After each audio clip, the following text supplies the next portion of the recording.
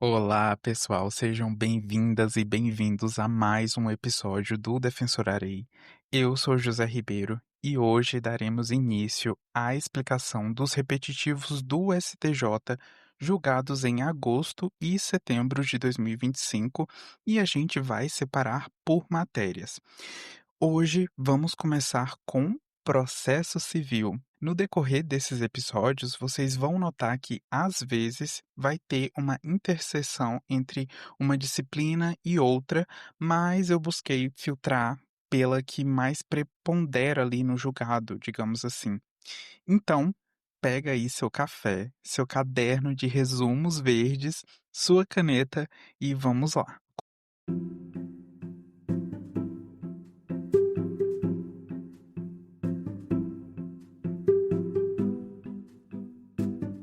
Como primeiro repetitivo de processo civil, a gente vai abordar o tema 1201 do STJ. Vamos à tese firmada, então. Primeira, o agravo interposto contra a decisão do tribunal de origem, ainda que com o objetivo de exaurir a instância recursal ordinária, a fim de permitir a interposição de recurso especial ou extraordinário, quando apresentado contra a decisão baseada em precedente qualificado, oriundo do STJ ou do STF, autoriza a aplicação da multa prevista no artigo 1021, parágrafo 4º do CPC. Aqui foi uma revisão do repetitivo 434 do STJ. A segunda tese diz: a multa prevista no artigo 1021, parágrafo 4º do CPC não é cabível quando alegada fundamentadamente a distinção, que é o distinguishing, ou a superação, overruling, do precedente qualificado oriundo do STJ ou do STF, ou, dentro aqui ainda da segunda tese, temos a segunda hipótese, que é a decisão agravada estiver amparada em julgado de tribunal de segundo grau. Então, aí, nessas duas hipóteses, a multa do parágrafo 4º do 1021 do CPC não vai ser cabível. A terceira tese aqui, e a gente já vai explicar tudo direitinho, porque é muito grande o enunciado, a terceira tese fixada diz: excetuadas as hipóteses supra, caberá ao órgão colegiado verificar a aplicação da multa, considerando-se as peculiaridades do caso concreto. Pois bem, vamos desmistificar aqui esse julgado, que eu acho que ficou muito grande, muito STJ, STF, artigo 1021, enfim. Nesse tema 1201, o STJ enfrentou especificamente a aplicação da multa prevista no artigo 1021, parágrafo 4º do CPC. Vamos então ler o que diz o parágrafo 4º. Quando o agravo interno for declarado manifestamente inadmissível ou improcedente em votação unânime, o órgão colegiado, em decisão fundamentada, condenará o agravante a pagar ao agravado multa fixada entre 1 e 5% do valor atualizado da causa. Aqui o STJ, ele relembrou que tradicionalmente, sob a égide aí do CPC de 1973, que é o que veio antes do CPC de 2015, né? Ele falou que prevalecia o entendimento de que o agravo interno ali interposto contra a decisão monocrática no tribunal de origem, mesmo que fosse só para viabilizar a interposição do recurso especial ou extraordinário, não poderia ser considerado manifestamente inadmissível ou infundado. E aí, não se aplicava, então, a multa que era prevista no artigo 557, parágrafo 2º do CPC de 73, que é basicamente essa multa aqui do 1021, parágrafo 4º do CPC. E aí, esse entendimento ele tinha sido consolidado expressamente no tema 434 do STJ. Pois bem, A tese firmada nesse tema 434 falava o seguinte: o agravo interposto contra a decisão monocrática do tribunal de origem, com o objetivo de exaurir a instância recursal ordinária, a fim de permitir a interposição de recurso especial e do extraordinário, não é manifestamente inadmissível ou infundado, o que torna inaplicável a multa prevista ali no artigo do CPC de 73. Só que aí, aqui vem o plot twist desse julgado. Aqui nesse repetitivo, agora a gente está então no tema 1201. O STJ, ele falou que com o CPC de 2015, esse entendimento aí deve ser revisado. Por quê? O STJ afirmou que mesmo que o agravo interno, ele tenha a finalidade de exaurir a instância, se ele for interposto contra a decisão que está fundada em precedente qualificado do STJ ou do STF, aí vai ser cabível a multa. E o simples argumento de que se busca viabilizar o recurso não vai bastar para afastar a penalidade. Então, em resumo, se ali o relator de um recurso no Tribunal de Justiça, ele prolata uma decisão que está fundada em repetitivo do STJ ou do STF e a parte ela vem ali e interpõe indiscriminadamente um agravo interno só para que ela possa falar que não, eu exauri aqui as instâncias recursais, agora eu posso interpor o recurso ali para o STJ e para o STF se a decisão do relator veio fundada em precedente qualificado do STJ ou do STF. O STJ aqui nesse repetitivo falou que vai poder aplicar sim a multa do 1021, parágrafo 4º do CPC. Só que, importante aqui, o STJ ele ressalvou duas hipóteses em que a multa não deve ser aplicada. A primeira, ela vai ocorrer quando a parte alega de forma fundamentada a distinção ou superação do precedente qualificado.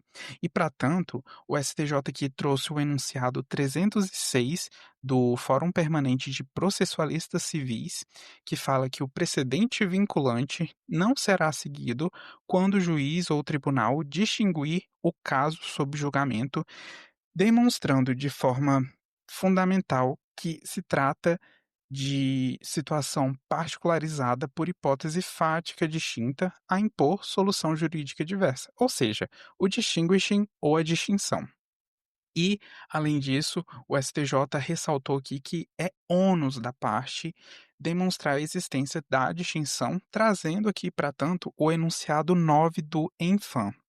E aí, o STJ também relembrou que essa demonstração ela deve ocorrer de forma fundamentada, de forma aí que vai ser descabida se a parte simplesmente alegar uma indevida ou incorreta aplicação da tese firmada em precedente qualificado. A segunda hipótese aqui em que não vai ser cabível, então rememorando, né? A primeira é quando tem essa distinção aí fundamentada. A segunda é quando a decisão agravada ela se apoia em julgado de tribunal de segundo grau e não em precedente de corte superior. Então, se o relator ali ele prolata uma decisão fundada em julgado do próprio tribunal, por exemplo, se a parte interpõe um agravo interno, ele não pode ali automaticamente querer aplicar essa multa do 1021, parágrafo 4º, né? E o STJ destacou ainda que a aplicação da multa ela não vai ser automática. O colegiado, apreciando o agravo interno, ele tem que avaliar caso a caso a proporcionalidade da penalidade. Então, aqui, observem a presença do princípio da proporcionalidade, especialmente em matérias que podem alcançar o STF por meio de recurso extraordinário. E aqui o STJ trouxe um exemplo no campo tributário. Outro ponto que foi decidido aqui nesse tema repetitivo foi o de que não se pode reputar manifestamente inadmissível ou improcedente o agravo interno quando a parte demonstra de forma fundamentada que o precedente foi mal aplicado ao caso concreto, conforme a distinção que é prevista no próprio artigo 489, incisos 5 e 6, e 1037, parágrafos 9º a 13º do CPC. Então, Em síntese, a Corte aqui especial do STJ fixou 3 teses. A primeira, é cabível a multa aí do 1021, parágrafo 4º do CPC, quando o agravo interno ele vem impugnar a decisão baseada em precedente qualificado do STJ ou do STF, mesmo que tenha o objetivo de exaurir a instância, superando aí, então, o tema 434 do STJ. O segundo, a multa ela não vai se aplicar quando tem uma alegação ali fundamentada, atenção, fundamentada, de distinção ou superação, ou quando a decisão recorrida se baseia em julgado de tribunal local. E terceiro, fora dessas hipóteses, a imposição da multa ela vai depender da análise das peculiaridades do caso cron concreto seria ótimo, né, gente? Do caso concreto.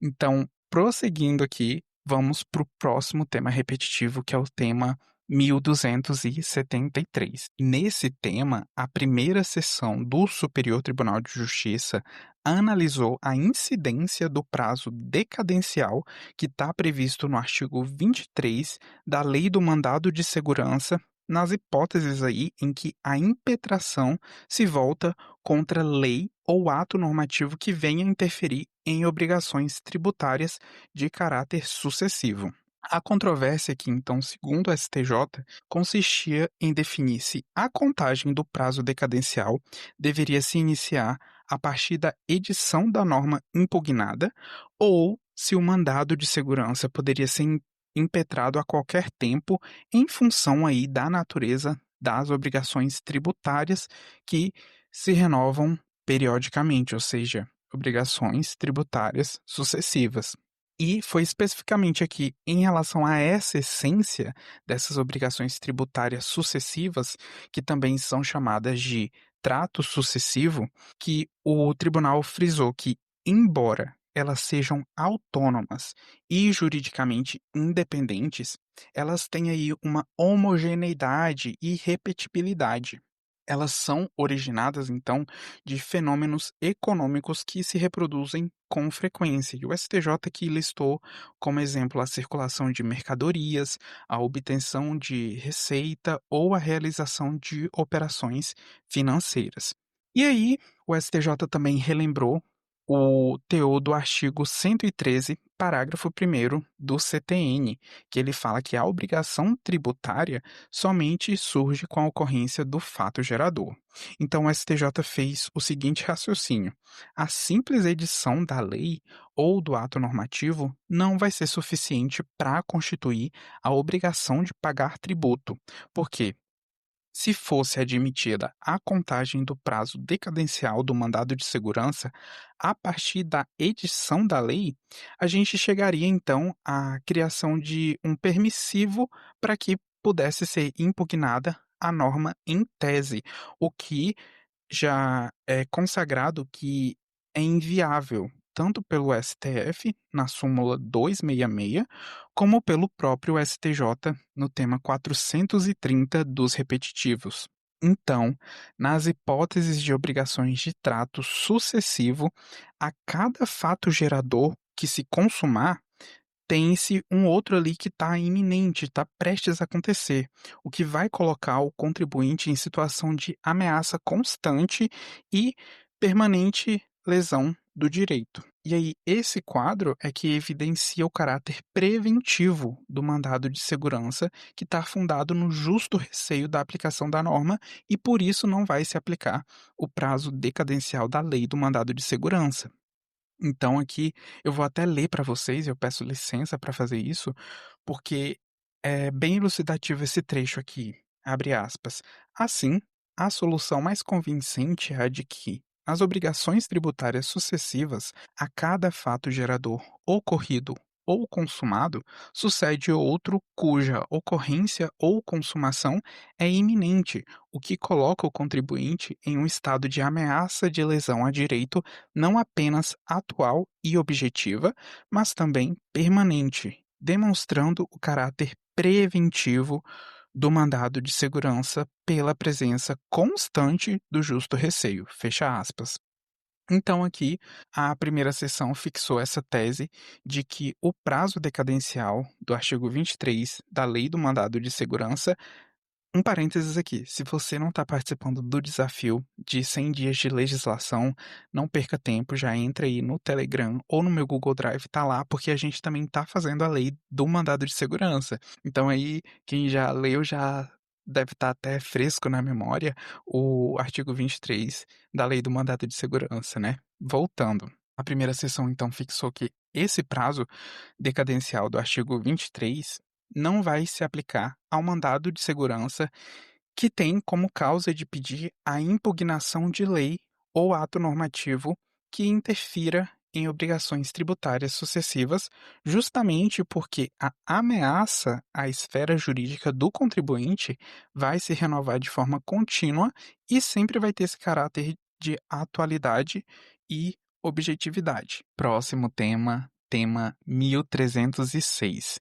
Nesse tema, a Corte Especial do STJ analisou a validade da técnica da fundamentação por referência, que também é conhecida como fundamentação per relationem ou por remissão.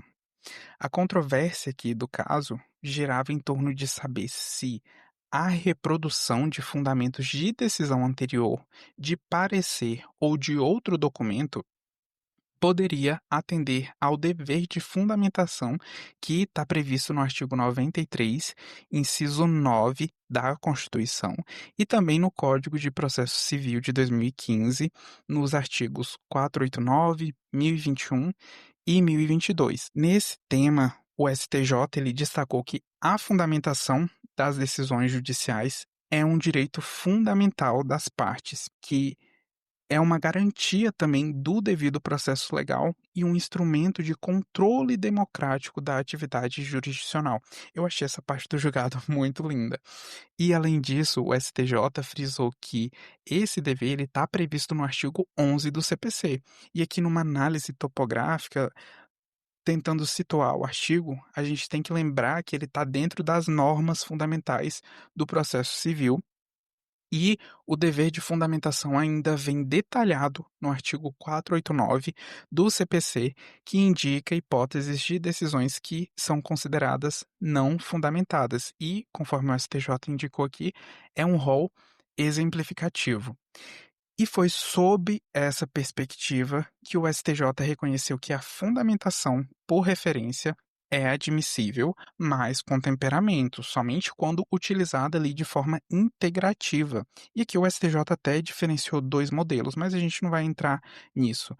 Se você quiser se aprofundar mais, ache a apostila aqui que está na descrição desse episódio, que lá tem o julgado completinho. Voltando. Quando o julgador, além de reproduzir trechos de decisão anterior ou parecer, ele realiza uma análise própria que dialogue ali com as alegações e as provas do processo, ainda que de forma sucinta, ela vai ser válida. Então aí é a fundamentação por referência na sua forma integrativa. Por outro lado, a mera reprodução de fundamentos alheios que não enfrentem ali os argumentos relevantes da parte, ele vai caracterizar uma fundamentação deficitária e conduzir à nulidade. O STJ ele relembrou que o STF já tinha reconhecido essa técnica como válida desde que garantida a compatibilidade entre o que foi alegado e o entendimento aplicado pelo julgador, dispensando-se então uma análise pormenorizada de cada argumento. E aí essa mesma compreensão também já vinha sendo adotada pelo próprio STJ em diversos precedentes. E em relação ao artigo 1021, parágrafo 3º do CPC, que é um parágrafo que veda a simples reprodução dos fundamentos da decisão agravada para negar provimento a um agravo interno, a Corte fixou que essa regra deve ser interpretada em conjunto com o artigo 489, parágrafo 1º, inciso 4 do CPC. Vamos só ver aqui o teor do dispositivo do parágrafo 3º do 1021 do CPC. A gente está falando muito desse artigo hoje, né? Achei muito interessante. Mas vamos ver a íntegra do parágrafo 3º do artigo 1021. ele fala o seguinte, abre aspas, é vedado ao relator limitar-se à reprodução dos fundamentos da decisão agravada para julgar improcedente o agravo interno, fecha aspas. Lembrando que o agravo interno, ele é um recurso que a parte vai interpor contra uma decisão unipessoal do relator, querendo ali levar o tema ao colegiado, porque a gente tem que lembrar aqui que a regra nos tribunais é de que a decisão seja tomada por meio de um acórdão, ou seja, de um acordo ali entre os julgadores, né, por meio de uma decisão colegiada. Por isso que o CPC ele lista as hipóteses em que o relator pode agir monocraticamente e é em face justamente dessa decisão monocrática que vai caber o agravo interno. Um macete, ou melhor, uma analogia, calma, na verdade, nem eu sei definir o que seria isso, mas o que eu utilizei para memorizar o que seria o agravo interno, quando eu estava ali iniciando os estudos do processo civil na faculdade, porque são muitos recursos, né, e na faculdade a gente ainda vê tudo simultaneamente, né, processo penal e ainda tem trabalhista. Uma coisa que eu utilizei para memorizar o que seria o agravo interno é a questão da palavra interno, porque na minha cabeça a parte ela ia interpor esse recurso para levar aquela questão para dentro do colegiado, ou seja, internamente no colegiado, quase como se aquele agravo ele furasse a decisão do relator e entrasse ali para dentro do colegiado, entendeu? Quase como uma bala furando a decisão de papel ali do relator. Pois bem, voltando. Em relação a esse parágrafo terceiro do artigo 1021 do CPC, que veda a simples reprodução dos fundamentos da decisão agravada para, por meio do acórdão, negar provimento ao agravo interno, ela vai ser válida quando a parte ela não apresenta argumentos novos a serem apreciados pelo colegiado. Ou seja, tem ali o recurso da parte, o relator prolatou uma decisão monocrática nas hipóteses autorizadas e a parte ela vem e interpõe um agravo interno contra essa decisão monocrática. Se ela não trouxe nenhum fundamento novo para ser apreciado por ocasião do julgamento do agravo interno, que aí é julgado pelo colegiado, o STJ falou aqui no repetitivo que é válida sim a reprodução dos fundamentos da decisão agravada, porque a parte não trouxe nenhum argumento novo para ser apreciado pelo colegiado. Então, ao final aqui, a Corte do STJ, a Corte Especial, né, fixou duas teses. Primeiro, a técnica de fundamentação, ela por referência, ela vai ser permitida desde que o jogador, ao reproduzir os fundamentos anteriores, ele enfrente, ainda que de forma sintética, as questões novas e relevantes do processo. E a segunda tese foi a de que o artigo 1021 no parágrafo terceiro do CPC, ele não impede a reprodução dos fundamentos da decisão agravada como razões de decidir pela negativa do provimento de agravo interno quando a parte ela não apresenta argumento novo para exame do colegiado. Então, aqui nesse repetitivo, a gente nota que o STJ consolidou aí que a fundamentação por remissão ela é válida, só que tem que ser utilizada com cautela, com temperamentos para assegurar efetivamente o contraditório e o direito de defesa. Agora a gente vai para o último repetitivo aqui de processo civil, julgado em agosto e setembro de 2025 pelo STJ. Trata-se do tema 1279.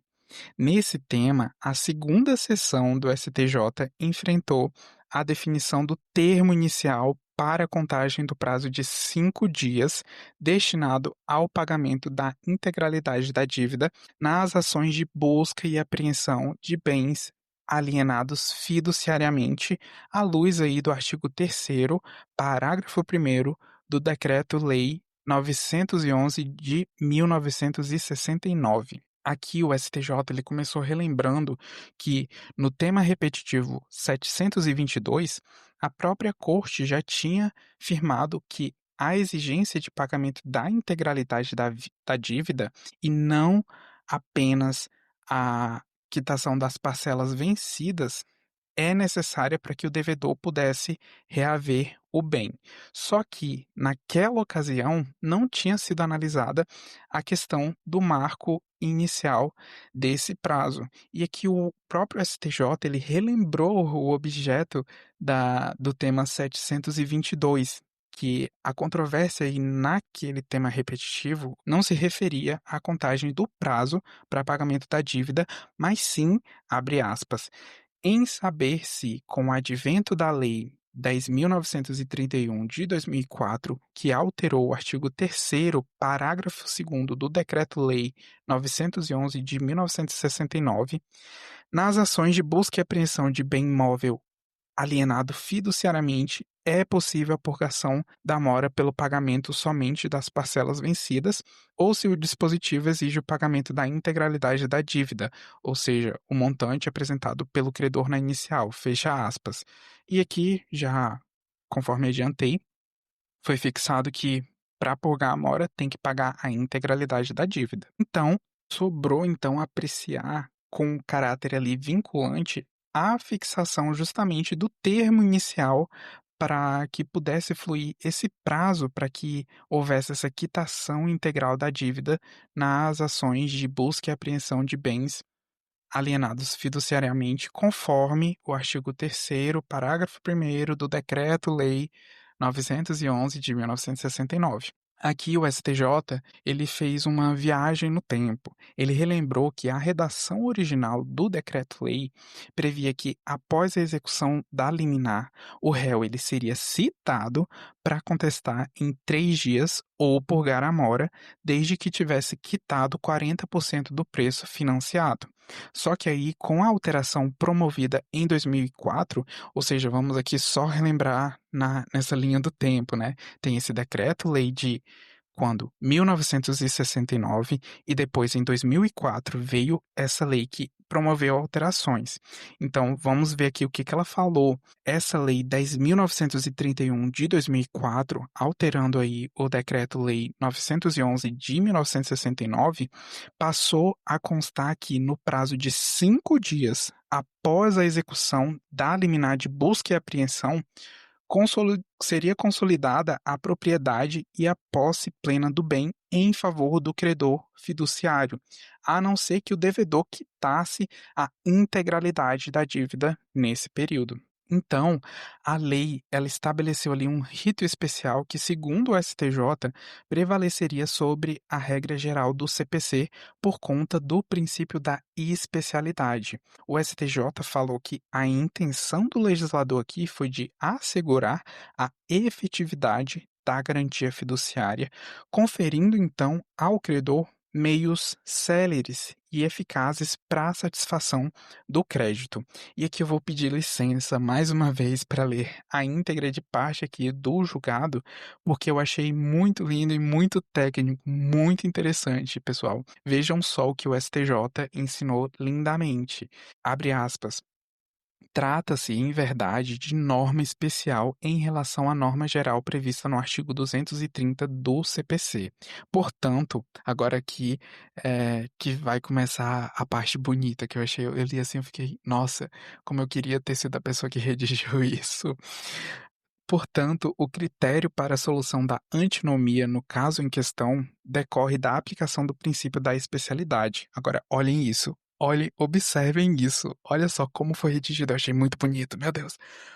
A aparente incompatibilidade normativa soluciona-se pela aplicação da norma que contém elementos especializantes, subtraindo do espectro normativo da norma geral a aplicação em virtude de determinados critérios que são especiais, pela mesma razão que justifica a disciplina especial de determinada hipótese fática e a retira do âmbito de incidência da norma geral no caso de conflito entre os critérios cronológico e de especialidade, a solução deve privilegiar a regulamentação particular. Parece até um fecha aspas, né? Parece até um feitiço, né? Sei lá, de tão bem redigido que foi, né? Mas voltando, aqui o STJ, ele reafirmou que o prazo de 5 dias vai ter início com a execução da medida liminar de busca e apreensão, momento então a partir do qual ocorre a apreensão do bem e a entrega ao credor. Caso o devedor efetue o pagamento integral nesse período de 5 dias, aí o bem deve ser restituído ao devedor livre de qualquer ônus.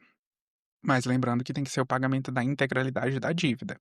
E aí o STJ ele também ressaltou que a ação de busca e apreensão já é necessariamente precedida ali de uma comprovação da mora, conforme a súmula 72 do STJ que fala, abre aspas, a comprovação da mora é imprescindível à busca e apreensão, que é a medida liminar, né, do bem alienado fiduciariamente, fecha aspas. Além disso, o STJ ele fez um gancho com o tema 1132 dos repetitivos, que previu que seria suficiente para fins de constituição em mora do devedor o envio da notificação extrajudicial ao devedor no endereço indicado no contrato. Vamos ver então aqui a tese firmada no tema 1132 do STJ.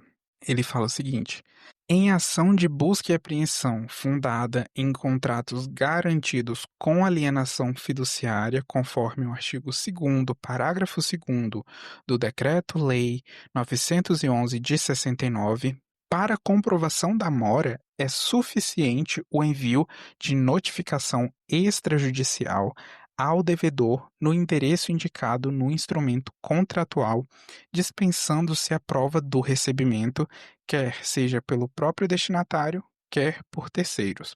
E o STJ também ele revisitou um outro conceito importante, puxando um gancho aqui com todos esses últimos fundamentos aí, que é a questão da hipótese de mora ex re, que seria justamente aqui o caso, né, quando executa a liminar de busca e apreensão. Lembrando que a mora ex re, ela está prevista no artigo 397 do Código Civil, que para quem continuar firme no desafio de 100 dias de legislação, na semana 5 vocês vão ver que no artigo 397 está escrito lá entre parênteses, mora ex re. Mas o que que seria então essa mora ex re?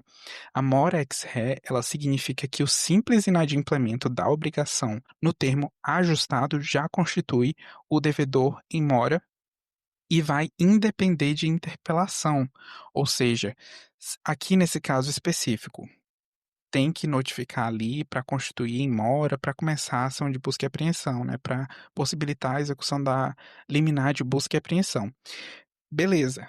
Foi executada a liminar de busca e apreensão, então não vai precisar que o devedor ou o judiciário envie outra intimação ou notificação para que comece a correr o prazo de 5 dias para a quitação integral da dívida, a fim de reaver o bem para si nas ações aí de busca e apreensão, conforme o artigo 3º, parágrafo 1º do Decreto-Lei 911 de 69. Resumindo, então, a segunda seção ela fixou a tese de que, nas ações de busca e apreensão de bens alienados fiduciariamente, o prazo de 5 dias para pagamento da integralidade da dívida depois da execução da medida liminar de busca e apreensão vai ter início justamente a partir da execução da medida liminar. Agora, bônus só para as guerreiras e guerreiros que ficaram aqui até o final. Não é um repetitivo, mas é um julgado em que o STJ interpretou um tema repetitivo, que foi justamente o tema 886. Vamos ver então a tese firmada nesse tema 886, relembrar na verdade, né? As teses são as seguintes: o que define a responsabilidade pelo pagamento das obrigações condominiais não é o registro do compromisso de compra e venda. Aqui o STJ utilizou venda e compra, mas enfim. Mas a relação jurídica material com o imóvel representada pela emissão na posse pelo promissário comprador e pela ciência inequívoca do condomínio acerca da transação. A segunda tese do tema 886 foi a seguinte: havendo o compromisso de compra e venda não levado a registro, a responsabilidade pelas despesas do condomínio pode recair tanto sobre o promitente vendedor quanto sobre o promissário comprador, dependendo das circunstâncias de cada caso concreto. A outra tese: se restar comprovado, primeiro, que o promissário comprador se emitiu na posse e, segundo, o condomínio teve ciência inequívoca da transação, afasta-se a legitimidade passiva do promitente vendedor para responder por despesas condominiais relativas a período em que a posse foi exercida pelo promissário comprador. Pois bem, a segunda sessão do STJ, no julgamento aqui do recurso especial 1.910.280, analisou a responsabilidade pelo pagamento das cotas condominiais quando há promessa de compra e venda de imóvel. A questão que o STJ debateu aqui era se o promitente vendedor, que continua ali figurando como proprietário na matrícula do imóvel, se ele ainda vai responder pelos débitos condominiais posteriores à emissão do promitente comprador na posse, sobretudo aqui quando o condomínio ele teve ciência inequívoca da transação. Aqui, nesse RESP, o STJ ele destacou que as cotas condominiais elas possuem natureza própria terreno. E o que é isso? Elas decorrem diretamente da coisa e vinculam o titular do direito real, que aqui no caso seria o proprietário. Então, por essa razão, a obrigação ela vai acompanhar o imóvel, independentemente da pessoa que figure como devedor. E aí foi com base nessa natureza jurídica de próprio terreno das cotas condominiais é que o STJ afirmou que as teses fixadas no tema 886 que a gente acabou de ver, qualquer coisa voltem aqui para relembrá-las, devem ser interpretadas à luz da chamada, atenção, teoria da dualidade do vínculo obrigacional. Isso, segundo o STJ, significa que tanto o promitente vendedor, na condição ali de proprietário registral, como o promitente comprador que exerce a posse e usufrui dos serviços do condomínio, eles dois vão possuir legitimidade passiva concorrente para responder pela cobrança de despesas condominiais. Então, lembrem-se aqui de falarem da teoria da dualidade do vínculo obrigacional, se eventualmente isso aparecer em alguma prova. Então, o condomínio ele vai poder direcionar a cobrança contra qualquer um deles, seja o promitente vendedor ou o promitente comprador, quando, independentemente de ele ter tido ali a ciência inequívoca do negócio jurídico firmado entre eles dois. E aí o STJ ele também observou que, em virtude dessa natureza próprio terreno, o próprio imóvel gera as despesas e serve de garantia para o pagamento. Então, o bem ele vai poder ser penhorado no cumprimento de sentença, mesmo que o proprietário do bem ele não tenha figurado no polo passivo de uma ação de cobrança. Só que aí o STJ fez uma ressalva importante. Nesse caso, a constrição ela vai se limitar ao imóvel gerador da dívida, de forma que os demais bens ali do proprietário vão continuar preservados.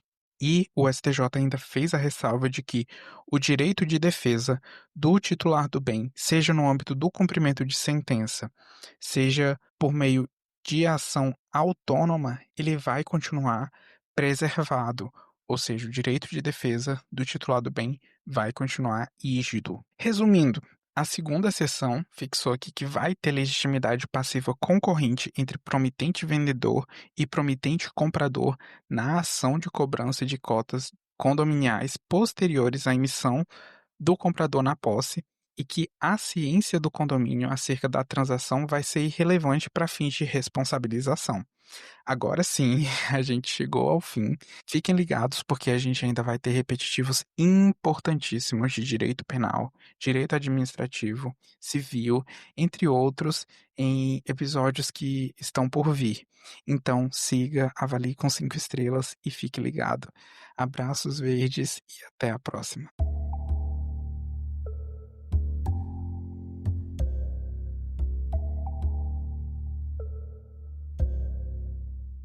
Este foi um episódio da segunda temporada do Defensorarei. Se esse conteúdo te agradou, siga no Spotify, compartilhe com seus amigos e avalie com 5 estrelas. Até a próxima semana.